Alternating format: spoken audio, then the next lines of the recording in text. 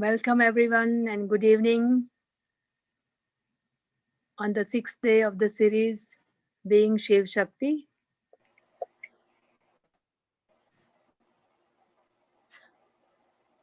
Yes, I think now Sudha went with us.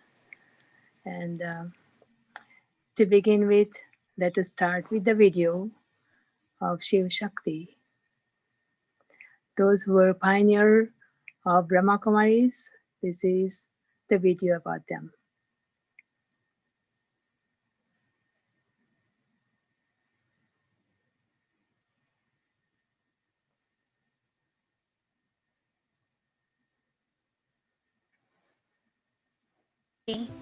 Meaning 9 nights, is a celebration of the 9 worship-worthy forms of the feminine energy or power, also known as Shakti.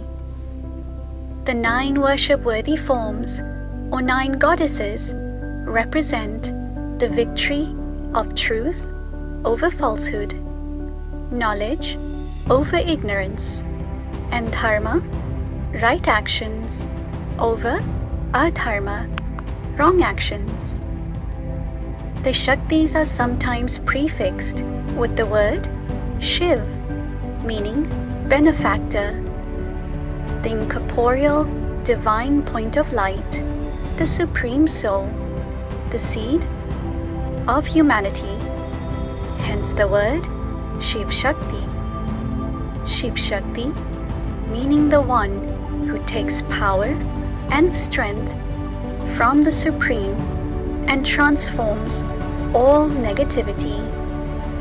The power of the Shiv Shakti is the power of love, of compassion, and benevolence. It is a power that brings us back to the awareness of the spiritual identity of the self. Saraswati, the one who listened to the knowledge from the Supreme Soul and became the embodiment of knowledge through inculcation. The playing of the sitar represents the donation of knowledge to bring realization. Jagadamba, the one who gives eternal blessings of peace and happiness.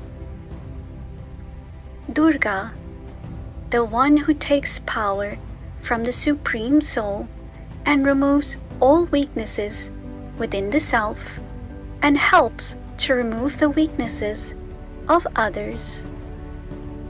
Kali, the one who is fearless and courageous, one who destroys all obstacles and negativity within the self and in others.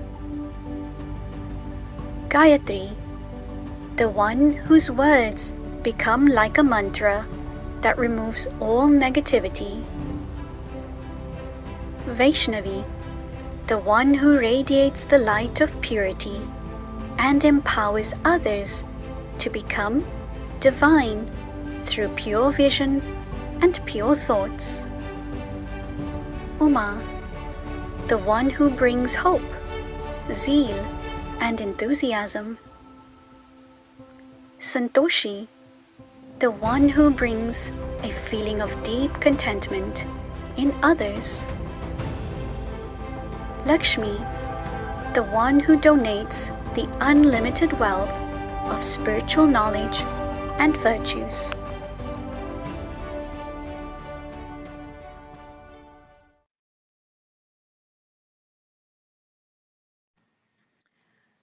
Thank you for showing that video. Now, we welcome Sudha Didi, Sudha Ben. Welcome to Dallas and USA. And I know your time is 4:15 early in the morning. So you are Shiv Shakti who never looks at the time, what time it is, and you're very much ready to serve. And so welcome, Sudha Ben. I ask, before I ask you for your biodata or someone to read it, I offer you these flowers. Where are you? Can you show Sudha Didi? Can you put on your video? Yes, now she's on. Okay. Well, welcome. I welcome you with flowers. Thank you. Thank you. Thank you. Thank you. Thank you. Mhm. Okay. Now, sister will read your biodata. Mhm. Everyone. Hello, everyone. Greetings of love. Welcome, Devi. Sister Sudha Rani Gupta was born in Delhi in 1953. As a student of University of Delhi, she post-graduated in natural science and also graduated in pedagogy.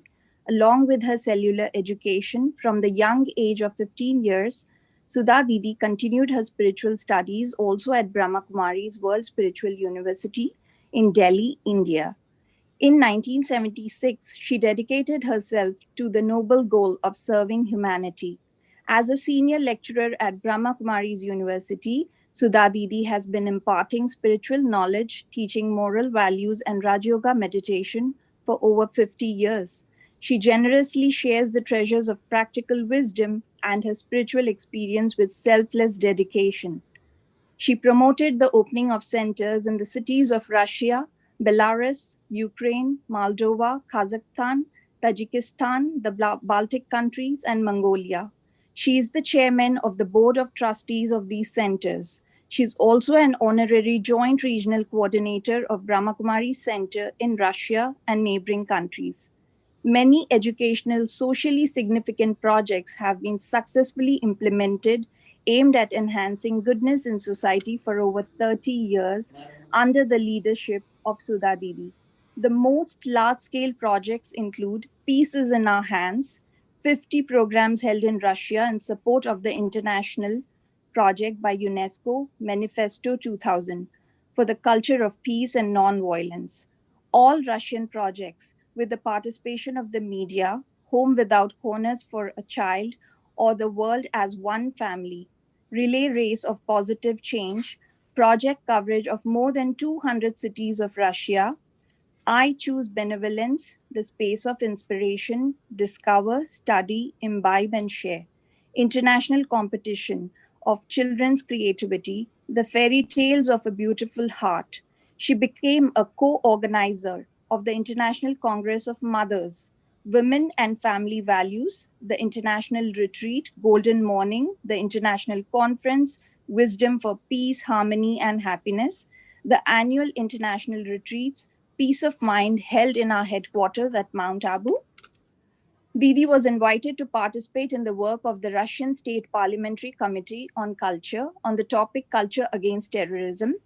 Sudha Didi visited many countries like UK, USA, France, Germany, Italy, Spain, Sri Lanka, Brazil, Argentina, Chile, Colombia, Ecuador, Venezuela, Panama, Mongolia, Nairobi, Australia, Thailand, etc.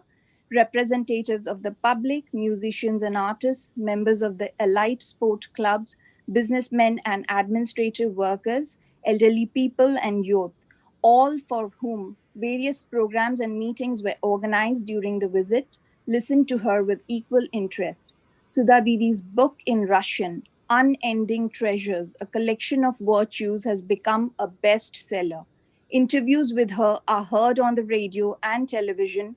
Articles are published in newspapers and magazines. Webinars and videos, meditations on the internet attract a huge number of participants. She has been giving many awards for her service. In 2000, she won a gold medal for Palm Branch of the World from the Commission for UNESCO in the Russian Federation and the UNESCO office in Russia for active and fruitful work on the approval of the ideas of culture of peace and non-violence. In 2003, anniversary symbol 55 years of UN peacekeeping for the education of children and adolescents in the spirit of culture of peace. In 2005, anniversary medal dedicated to the 15th anniversary of the Institute of Scientific and Practical Traditional Medicine of Kazakhstan. In 2009, Person of the Millennium under the Federal Information Project, People of Our Millennium. In 2010, the First Degree Order for the Nobility of Thoughts and Deeds, 2012, Medal for Courage and Humanism. 2014, Order, Peace and Friendship for the Moscow Peace Fund. 2018, Medal for Works in Education, Culture, Art and Literature. 2019, the Badge of Labor Valor from All Russian Public Organization. Thank you. And now I pass over to Sister Ranjan.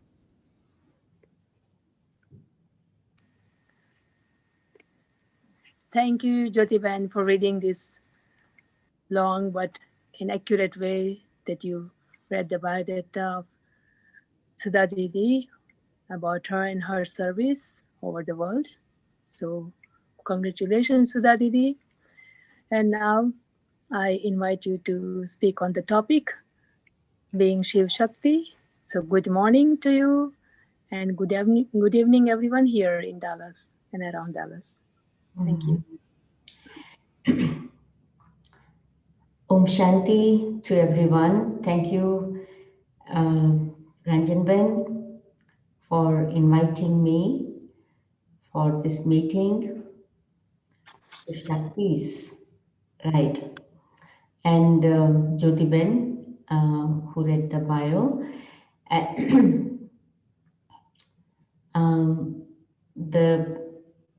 I know that the program which has been going on since few days on this occasion of Navratri is dedicated to the practical experience of some of the souls from this university who are dedicated to this cause. And Ranjan Ben has called them Shiv Shaktis. And it is actually very, very true that when you receive power from the Supreme, who is called Shiva because he is benefactor, so every soul has that opportunity, the possibility of becoming Shiv Shakti. Generally, in the form of Shiv Shaktis, goddesses, this feminine form is shown, but actually it symbolizes the soul. The soul is the bride of the Supreme Soul, the bridegroom, and the soul gets that energy, that power, that strength, that spiritual strength, and then uses it for her own growth, for her own development, for her own transformation, purification, and also then begins to help others for their transformation. So as was told that I started my journey with Brahma Kumari's World Spiritual University more than 51 years ago. And I was a school-going student at that time, and but just want to go a little back. When I was quite young, just hardly 7, 8 years old. I do not know why, but I used to feel that I don't want to live in this world like everybody lives. And I used to talk to my mother about it, and I used to say, I don't want to live as everyone lives. I want to live in a different way. And so she wanted to ask me, how do you want to live? So I used to say that I want to serve. I want to serve the world. And she said, but you are so little. How do you know that how big is the world? How will you serve the world? I used to say, I don't know how, but I want to serve. And I used to think a lot and finally reply that probably I will become a doctor, because I always felt that this profession is very noble and doctors are serving the people. So at that age, that probably that instinct of serving continued within me from my previous birth. And so the purpose of my life from the very childhood, which became very clear for me, was service. And with this aim of serving, when I was in my 9th class, I took biology as one of my subjects because I wanted to go for medical studies. But in my 10th class, I came to know about this spiritual university, the Brahma Kumaris World Spiritual University. And, it's a long story actually. But when I when I went for the first time in the center in Delhi, where I am a resident of, and so I went there, I saw the teachers, and, you know, they, like there is a saying that love at first sight. It was the same thing that I saw the teachers, and that same moment I decided that I want to become like them. And it was my final decision. I came back home after the class and told my father about it, that I want to become like them. And then my father said, okay, fine, it's your life. You have to decide about your life. How do you want to carry on? But my responsibility is to give you good education, and therefore you should go for higher education, and then you decide what you want to do with your life. And at that very moment, he promised that I will never force you to get married, because it is your life and you need to decide how do you want to lead your life, in what way you want to lead your life. And so this is how my journey in this spiritual direction began. And so I come to this aspect of service. The first is, when the purpose of life is service, then you don't choose what you want to do and what you do not want to do. Whatever service comes in front of you, you are ready to do that. It can be very little, when you are behind the curtain. It can be cleaning, it can be cooking, it can be, some tailoring, it can be giving a lecture, it can be cleaning dishes, it can be any kind of service. But when the purpose of life is service, you are ready to do everything. Because as I grew further in the spiritual direction, I understood that there are four kinds of services actually. The first service is service to the self. When you grow, when you develop internally, when you begin to work with your weaknesses, when you begin to get liberated from your weaknesses, when you improve your strengths, so you serve yourself by understanding and by imbibing the knowledge in your life, because until you serve yourself and you become strong, you can't serve others. You will be depleted of your energy if you just begin to do something physically, or at the level of words, or at the mental and intellectual level. You will be quickly depleted of your energy if you don't serve yourself on a regular basis. This is what we see in the present day world. I again come to this profession of doctors.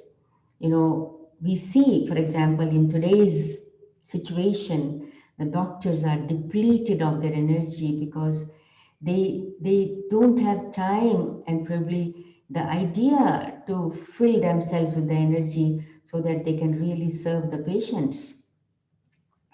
And so many people, so many doctors have left their bodies, and they are in so much of tension, because the service to the self, service to the soul is very, very important. So this first thing which I understood in this university is that you need to serve the self on a daily basis.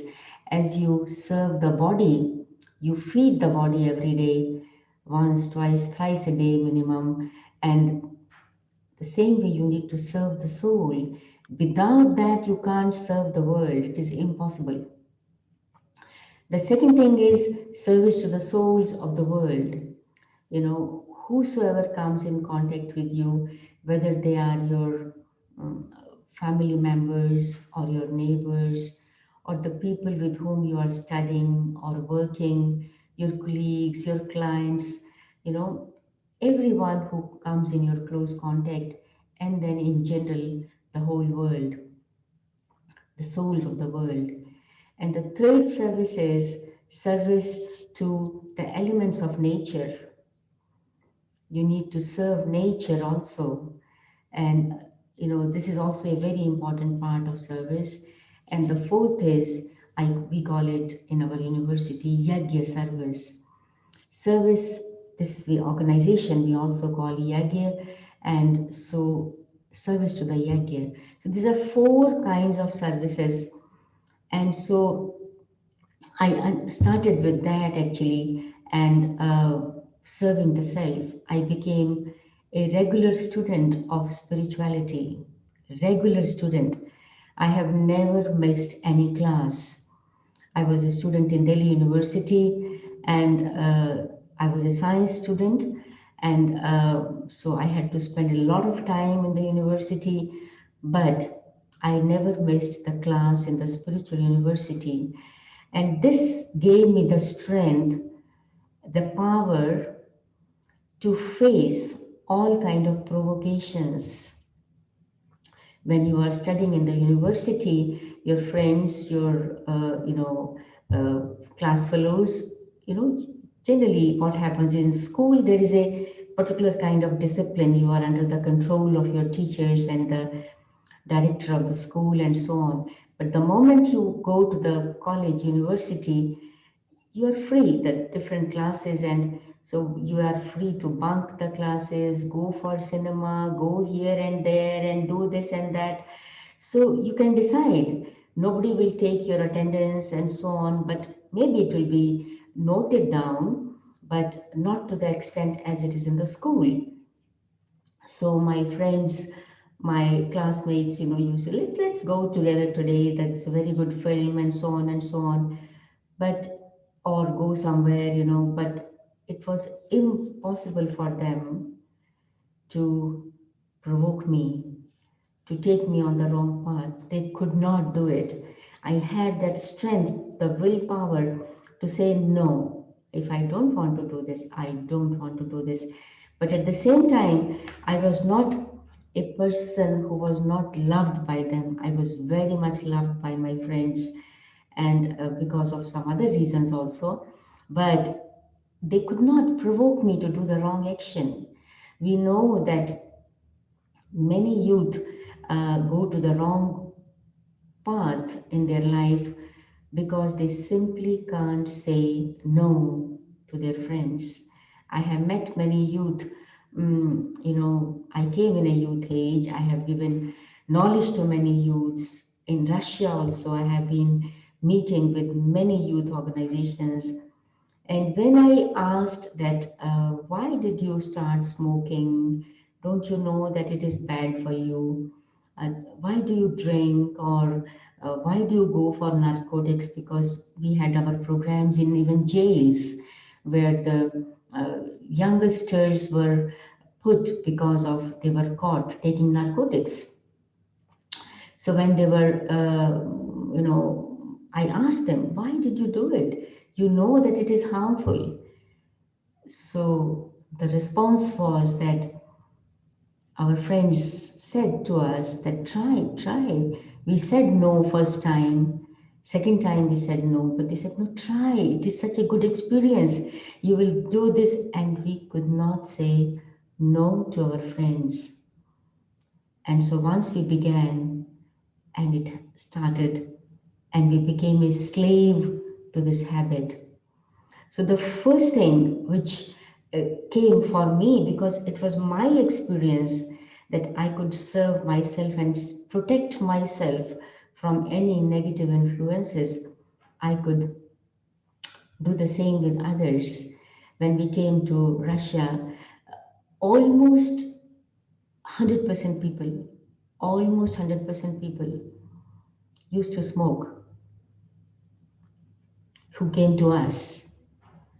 Drink, if not drink it on a daily basis, but on festivals.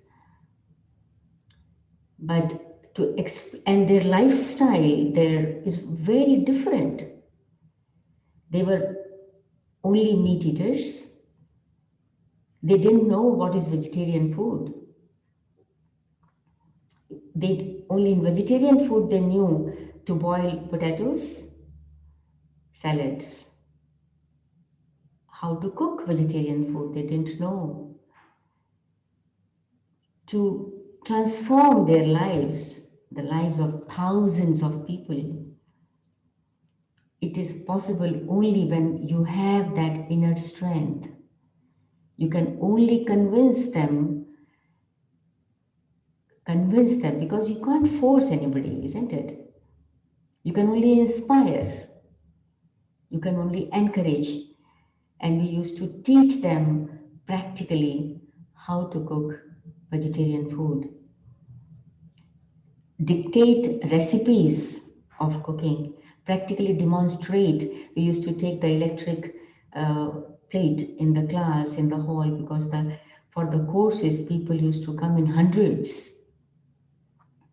So what I want to say you here is the first aspect of service to the society begins with self-service. If you serve the self, if you become an example for them, you become really a role model for the service to the society and inspire them to do that what is beneficial for them. So I again come to this aspect of my childhood. You know, when I was very little, and in summer vacations, we used to go to our grandparents' home, and they were living in a, not a very small village, but it was like a small town. There were no the water, drinking water, used to, there were hand pumps, and you need to work with the hand pump so that the cold water from the ground will come. And because it was summers and people used to feel thirsty, I used to love this service of offering water to the people, my grandparents, my uncles, my aunts, and everybody. And for that, you need to take out 2 buckets of water, and then this cold water, very good water, will come out. But I never felt at that time that it is service. I just loved it. That's all. I just loved it. So when we say service, so there should be love for the service. You do something because you are asked to do something. The question of forcing you to do something, it is not at all service. And if the service is done with the selfish motive of getting name and fame and glory and praise, it is not at all service. Service is service when it is selfless, when you love from your heart to do the service, when you don't choose that I will do this, but I will not do this. So this is why in our university, we use these 2 expressions, all-rounder and ever-ready. All-rounder and ever-ready. The more abilities you can develop in you, the more you will be needed. The more abilities you develop, the more you are needed for different tasks of service to the society. And ever-readiness. Ever-readiness. I don't think of my comforts, and I don't think of my, other kinds of possibilities. It is very hot, it is very cold. Oh no, I am very hungry, I want to eat. Oh no, I want to take rest, I want to sleep. Service requires becoming all-rounder and ever-ready. If cooking is needed, okay. If lecture giving is needed, okay. If cleaning is needed, okay. If this thing is needed, okay, like a soldier, a spiritual soldier, in the army of God. This is called service. And then automatically different opportunities come in your way when you begin to serve, and because you are ever ready and you begin to do service. So I will begin now with this, how different opportunities came in my way when I just started it at the age of 14 and a half. I don't know how many of you know Brother Jagdish, and he was living at that same, he was the chief spokesman of the university, and he wrote more than 200 books and brochures and booklets and so on in English and Hindi. And he traveled around the world many times, and he used to live in the same center, fortunately, where I started my spiritual journey, because our home was very close to that center. So he was the chief editor of our, at that time, two magazines, and then later third magazine. One was World Renewal, second was Gyan Amrit, and the third, which started little later, was Purity. He was the chief editor of that. And during those days, early 70s, the beginning of 70s, at our center, we didn't have any typewriter, leave aside computer. And Brother Jagdish had to, he was the writer also, author. And so he used to write a lot of little things, and they used to go to the press for printing. So once he saw my diary, where I used to note down the points, and he asked me, my handwriting is good in Hindi and English. And so he said, if I give you the text, written text, can you make fair copies of that? So at that time, I was 15 and a half. I said, fine, I can do that. My services began from making fair copies of the text written to be printed. This is how my service began. And then next, I used to sing. There was the festival of Raksha Bandhan. We had to organize a program, public program on that day. So again, Brother Jagdish came to me with a song, and he said that this is a song which was written by one of the BKs in Delhi, Pavitraban, Pavitraban. And so he said, can you sing this song? I don't know from where he came to know that I sing, because before that we never sang. Our all family members sing. And so I said, yes, we can. And we were a group of young Kumaris. I said, we can do like we used to learn in the school, like a marching song. And so then the singing process and cultural activities began. This was next step of service. And this song became so popular, probably we presented it more than 100 times, in Delhi, in Madhuban, and in other cities near Delhi, because this was for the first time that the song was presented in this way by a group of young Kumaris in the form of marching song.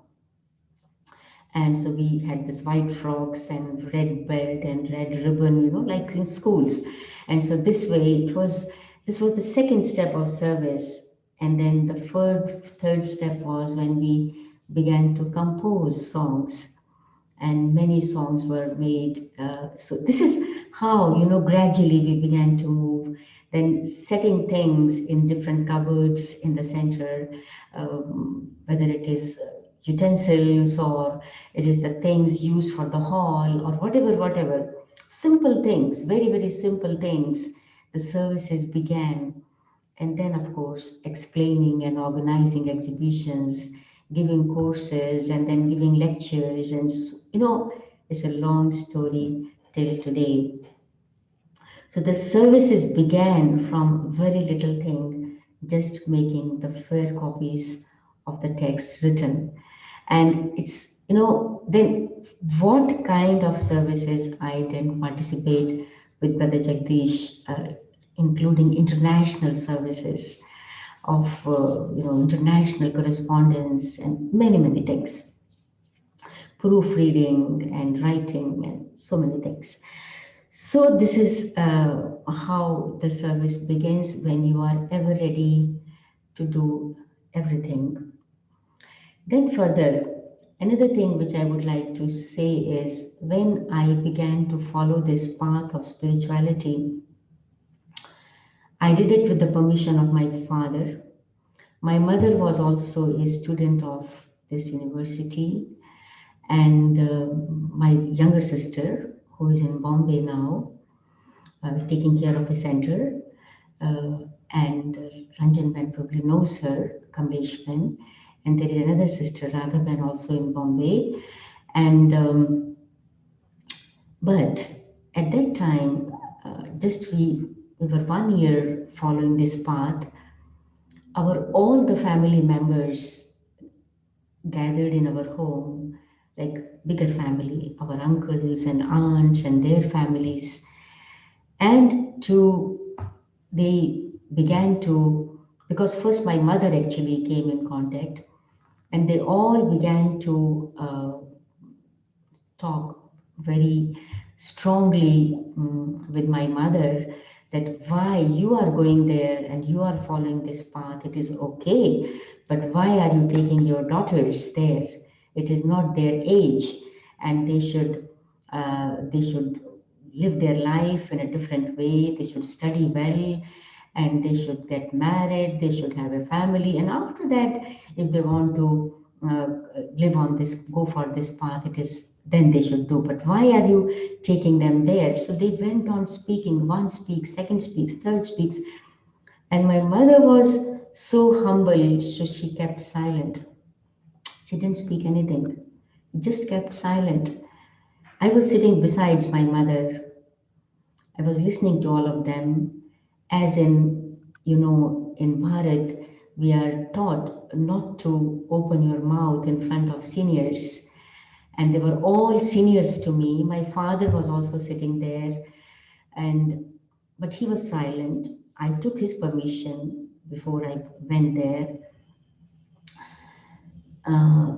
After they all spoke, why I am telling you this story, this power of conviction, and explaining to the people at that time, when I was less than 16. When they all spoke, I said to them, can I say something? You are all senior to me, elder to me, I respect you, but you are scolding my mother. Why?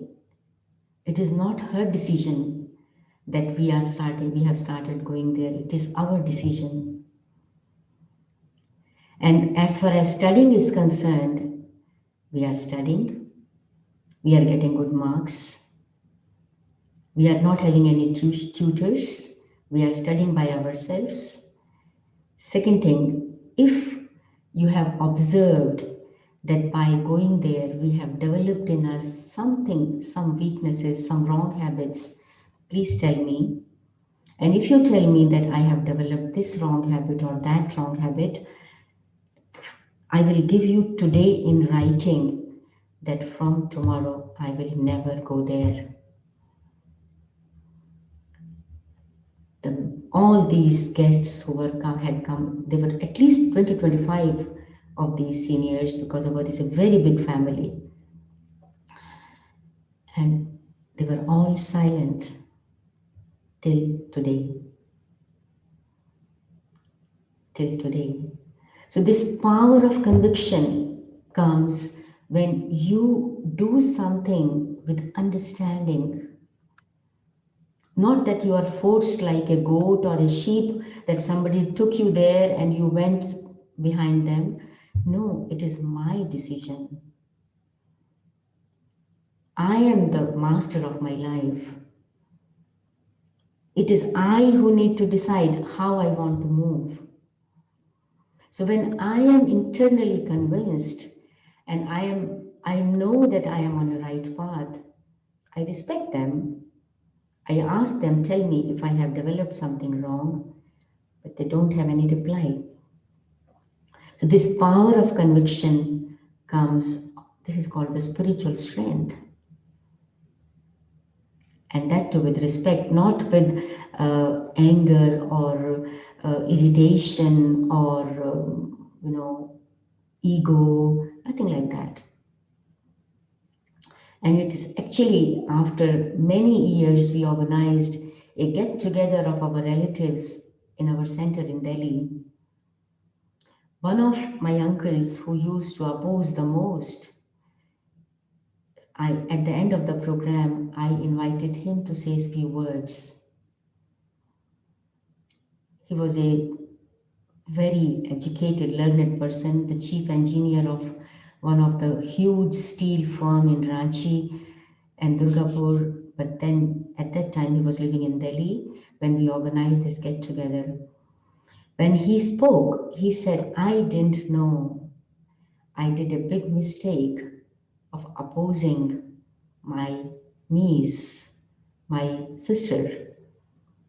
He was the younger brother of my mother. Now I understand what they are doing. So you understand that the service, when we say service, service is with, you need to tolerate a lot, you need to have a lot of patience for serving the souls. And so, and this tolerance and patience, they are the powers. It is even in one family, people are not able to tolerate each other. And there are conflicts and struggles and so on and so on. So, but this is power when you tolerate on the basis of the self-service, service to the self. Then, keeping the time in mind, I will say one more thing, that power to adjust and power of courage. And I was born in a family where we were 6 brothers and sisters. Parents, our uncle used to live with us. Then when I came in a center, there were a number of brothers and sisters living. I could never imagine,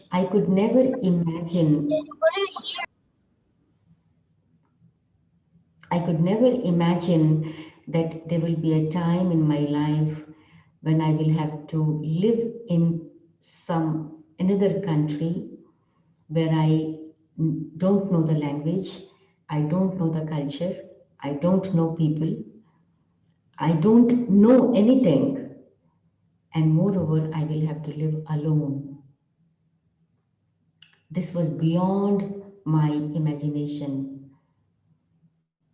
When I came to Russia 31 years ago, I didn't know even a single word of Russian. I didn't know people, I didn't know the culture, I didn't know anything. But this power of, again, this purpose of life is service. I have come to serve. And I remember that in 1992, when it was our 3rd anniversary of the services in Russia, Dadi Prakashmani came here. And when we were seeing her off to the airport, she asked me on the way, because Dadi knew me from my childhood, she asked me, Sudha, where you would like to live, in Delhi or in Russia? She knew my role in Delhi and in general in India. And so I told Dadi, for me, it is absolutely the same. If you ask me to go to Delhi, I today pack up my things and tomorrow I fly. And if you say me to stay here, I am here. It does not matter for me at all. I have to serve. I am ready to serve there. I am ready to serve here. I love people there. I love people here. They love me there. They love me here. It does not matter. So this power to adjust, at that time, you can imagine that in Russia, there were only 3 vegetables: cabbage, potato, and carrot. No fourth vegetable. No fourth vegetable was available. No fruit. And I was a lover of fruits and vegetables. No chapati atta. No. Because people were non-veg here and they used to drink. It was not available. You go out of your home, if you see shop, this hanging things, you know. And but now, of course, the things are available. I remember once somebody brought small packs of dry bananas. I could not understand what is this. And I said, what is this? It was so strange for me. I said, the dry bananas, I heard for the first time. He said, yes, Didi, you know, today a truck has come, truckload. There is a huge queue of people for buying these dry bananas packets. Almost a kilometer long queue to buy this. And once the real bananas came from somewhere, so each banana cost very, very expensive. So I called Delhi, I told about it. So here, I was just laughing. They said, you have no bananas there? We will send you a truck of bananas. I said, no, it's not needed. But can you imagine? But I never felt, even during those days, that I am missing something. I didn't lose my weight. I didn't become sick. I didn't feel that I am missing something. This internal will for serving brings God. He takes care at every step.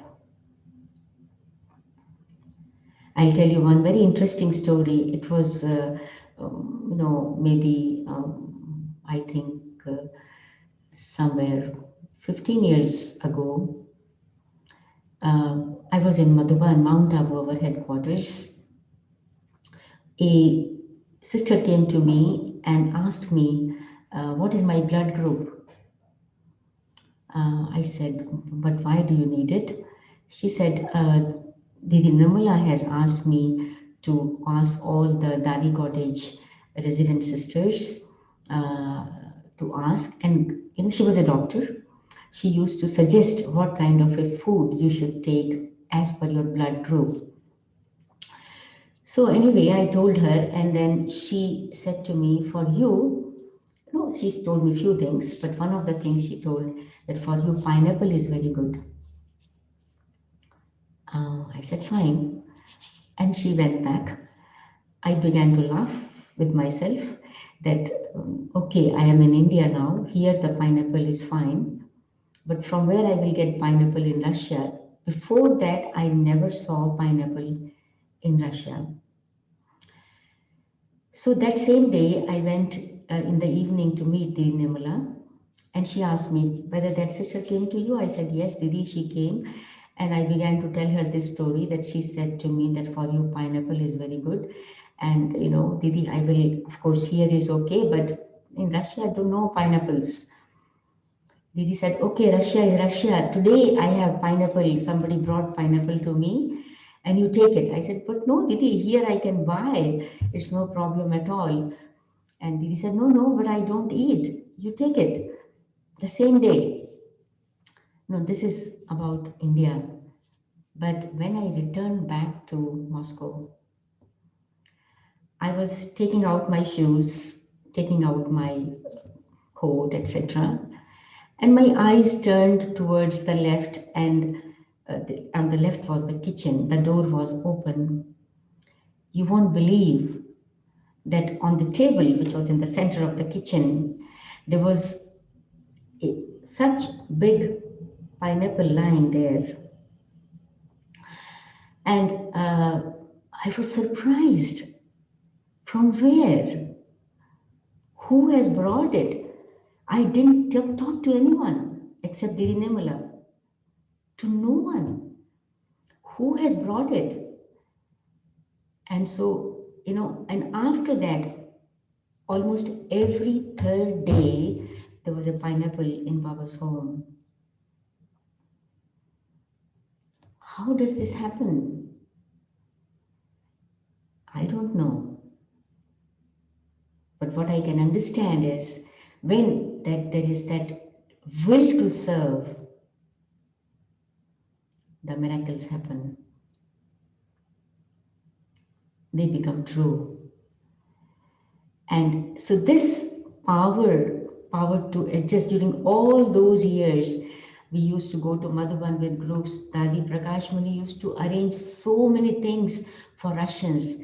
You don't have this there, you don't have this there, you eat here when you are in Madhuban.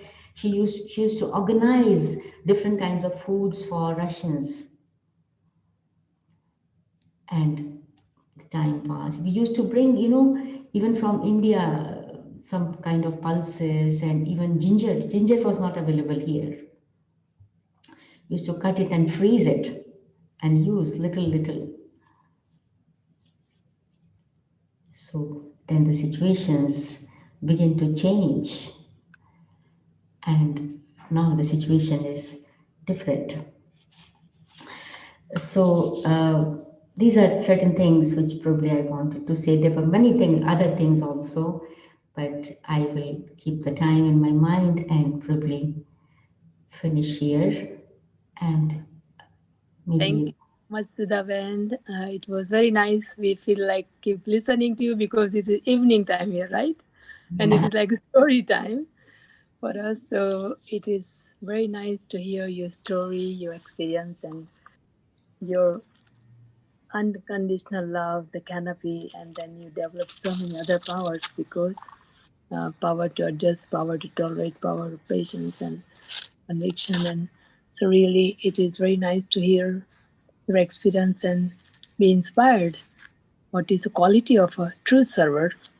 Mhm. And really, it is so nice to hear your experience. But now, I would ask audience if you have any questions for Sudhavan. It's not a question, but just we want to have one more class from Sudha Didi. Sorry, we did not. Sorry, what is your No. question? Can we have one more class from Sudha Didi? We want to hear some more from her. Because it's a new big country, and then and it's not just a courage, but love for God and God's service, right? It's so beautiful. Yes, Sudhavan, would Uh-huh. another time? Okay, let's decide, and you just tell me which dates, and I will see my timetable, and Yeah, we can decide. Yeah. Okay. because service in other countries and continents is understood, but Russia, as you mentioned, how it was totally different culture and country, and as per comparing with India, and how much you were able to adjust and serve. Yes, sure. Anyone else has any questions? Yes, I would like to. Yes, go ahead. Karima. This is Karima. I just want to say it was very, very inspirational. Your stories, how you started, and your love for serving, how from a younger age. I don't have words for this. This is immensely very inspirational. And God bless you in your journey. And again, it would be nice to have you again, to hear your stories and how you're so inspiring. and you can hear that it's coming out from inner. There is no making up. Thank you so much. Thank you, Karima. Can you put on your video so that I see you? I don't have a. Okay. Okay. Yes. Anybody So, else wants to say something? anyone else? Karima Ben, she's requesting you to put on your video. Yes, yes, I am. Okay. Anyone else who has any question? Sister Karima has been here she comes to Dallas Center, connected with Dallas Center since many years, and she goes to mosque and she said, I meditate there, and that's beautiful to hear from her that wherever she goes, she meditates and remember the Supreme Father, the Supreme Guru. Good. Thank you. Okay. So if there is no question, then Sudhavan, how many regular students of Brahma Kumaris in Russia now? In Russia, we have Russia and neighboring countries. Probably you know that when we started our activities here, it was at that time still Soviet Union. And Soviet Union is a union. It was a union of 15 countries. One of them is Russia. Russia is the biggest country in the world. It is of the whole 1/6 part of the world is Russia geographically.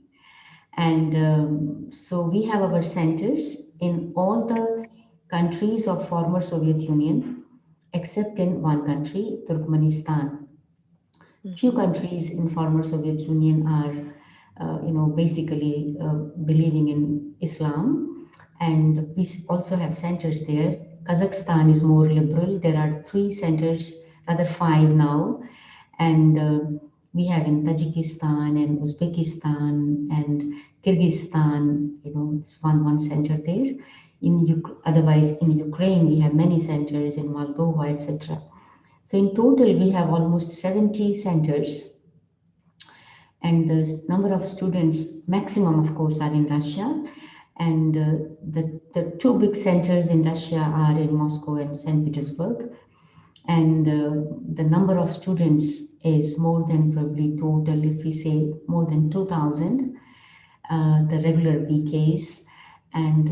But there are many, even from Moscow. If we had a special day celebration for remembering all those Baba's children who left body, as BKs in Moscow, that the list is, can you imagine, more than 100. And so it was a huge class actually. And so we have more than 2,000 students, and they are all Pakka BKs, and none of them takes anything which is against our principles. And most of them have learned how to bake bread themselves, and some have learned even how to make chapati, very few, but they generally take bread. But they all take vegetarian, completely vegetarian sattvic food. And the distances are very big, but they still come to the classes. And very good children of Baba. Om Shanti Ben, I have one question. Yes. What is the situation in those 2 countries who are fighting, Azerbaijan and Armenia? How our Baba children's in there? And how's the centers? They are safe or? Yes, we are safe. Everything is okay. And, the centers there are very, very small, not very many BKs, because service started few years ago. But all are okay. There is no problem that way. But I am not aware of the political conditions there, because since many years, actually, I don't listen to the news. I get the news only through our BK circle, what is happening there and so on. And so in general, everything is okay with PK family. Okay. How about Belarus? Is there any center in Belarus? I think the Yes. We have many centers in Belarus. There also everything is okay. BKs are fine. BKs, okay. because they follow everything as per the law, and therefore all is okay. In Ukraine, you know that what happened a couple of years ago, but all are okay. Because a All lot of there protests. are under Babu's canopy. And we all know, the situations are becoming worse day by day. Anything can happen anywhere, anytime. And so actually we need to empower ourselves so that we can help others at the time of need. Not How, only, pardon? how are you all facing COVID-19? It is, in Russia, it is a big number, less than America and South America, Brazil, but it is quite a big number. Moscow being the biggest city in Russia, 12 million people live here. The number of patients is quite big. And nowadays it is like a second wave after May. It was continuing, but there was going lesser and lesser. But then in September, in the end of September, it began to grow. And since last few days, almost every day, 5,000 people get infected. And so in our classes, we are, and the government has banned people to travel above 65 years of age, within the city, in the country for some time. And so people coming in the center are very few at the moment, everywhere in whole Russia, as per the law, as per the precautions. And so the classes are going on, since many years actually. Before this COVID, we started transmitting classes and through internet, and many people, because it's a huge city, Moscow, it's bigger than Delhi. And so people, aged people who can't come every day, we have started this service since I think more than 8 years. More than 8 years, people are listening to this. And so now many activities are going on online, courses, lectures, programs. Yeah. So you must have created many teachers there, right? So Yeah. are many teachers that they are teaching courses and Yes. They are teaching. Yesterday we had a meeting with them, who is the core group, this team of planning online services.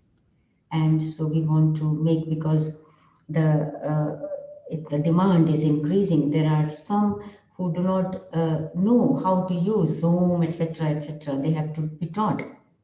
Mhm. They have to be taught how to do it. So there are, at the moment, there are not many who are doing online service, organizing and doing everything. But there are some who are joining to do it. So there is a group of people, group of teachers who are doing this. But we I, have s- a plan to teach more. Yeah. I saw a question from Venkat Bhai, I think. How can you develop the power of discipline and punctuality? Uh-huh. You need willpower. Willpower to make yourself disciplined and punctual. You just need to decide once forever. It is like respect for the self. It is self-respect. I, for example, say to myself, I will reach at that place at 7 o'clock. 7 means 7. I tell you one story here. It is connected with Dadi Janki. Dadi Janki, when she went to London for the first time in 70s, and there was a time after a couple of years when they had to go for morning class far away from the place where they were living. It was like minimum 20-30 minutes drive. It was a community hall which was hired on a daily basis for a couple of hours in the morning. And so it was for the first time when Dadi Janki, when this kind of service began in the community hall, when they could hire it. So Sister Jayanti told Dadi Janki that I am going to arrange everything there and someone will come to pick you up at such and such time and bring you there when the class begins. So Dadi, she gave her the time. And so, Dadi, even at that time, she was quite aged, above 60, of course. And so that brother came to pick up Dadi. Dadi came out from the flat about 5 minutes late. And the brother left before that. When he reached there at the community center, Jayanti came outside to meet Dadi, and she saw Dadi is not there. And she asked brother, where is Dadi? He said, I don't know. I went there. I waited for 3 minutes, and Dadi didn't come, so I left. So I thought Dadi has already gone. So anyway, Jayanti called Dadi about it. And Dadi said, Dadi, now you please be at home and we will take care of the class. And something happened. So the brother has come here and so on. So once Dadi was sharing this story with us, some of the teachers in Madhuban, and she said that after this incident, I never become late, even by 1 minute. She said, if I am given the time, I will be ready 1 minute before that. 1 minute before that. And I remember when Dadi came to Russia, she came to Russia 5-6 times when she was, probably it was the fourth or fifth time, we had a program in some big hall of our anniversary. And because there were many programs, the lunch hour, it was about almost 2 o'clock in the afternoon. Then Dadi generally used to talk after the lunch with the group sitting there. And so it was 3 o'clock. And we had to leave home for going to this program at 4 o'clock. So I was sitting and thinking that it is already 3. Dadi is up since early morning. She has to take rest, get ready for the program. How will we manage to leave at 4? So Dadi asked me, at what time we have to go for the program? I said, Dadi, actually, we have to go at 4 so that it will take 1 hour to reach there. The program begins at 5. And so, okay, but we will tell the people there to do something, to show some video, etc. So we can go half an hour late. Dadi said, no, but you tell me at what time we should go. I said, but Dadi, you have to take rest. She was above 90. Can you imagine? And Dadi, but you have to take rest. She said, no, don't worry. Don't worry. You tell me at what time. I told Dadi at 4 o'clock we should leave. And can you imagine? So when I came out of my room, Dadi was standing at the stairs. She was ready. She was ready 1 minute before the time to leave. So it's a question of willpower, the self-respect, the decision that I have to do this. That's all. So you can teach yourself discipline and punctuality only on the basis of if you respect your time, if you respect the time of others, if you respect your word, the word you give, you keep that word. If you don't respect yourself, you don't respect others, then you are not punctual. Time is life. If you don't respect time, you don't respect life. And so it's a question of strong willpower and respect for the self, for others, and for time. Thank you so much, Sudha-ban. It is very nice to end our story by remembering Dadi. Yeah. So happy, and everyone is so happy to have you with us. And sure, we'll make another program for you. And thank you so much. Thank you so much. Thank you, everybody. Thank you. Just a 1 minute of silence. Yes, and thank you, everyone, to join with us this evening. Yes, we'll end with meditation. Thank you.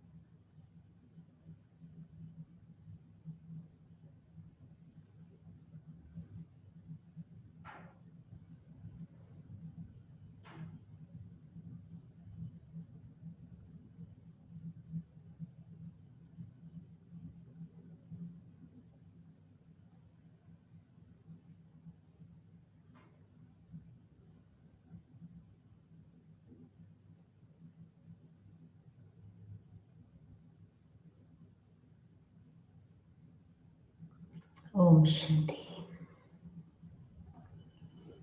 Thank you, Didi. Om Shanti. Om Shanti, Didi. Thank you, Didi. Can we say Sister Dasvidanya? Yes. Dasvidanya. Dasvidanya. Dasvidanya. Dasvidanya. Dasvidanya means till the next meeting. Okay, next. Thank you. Bye. Good night. Good night. Good morning, good night, good evening. Okay, Om Shanti. Thank you.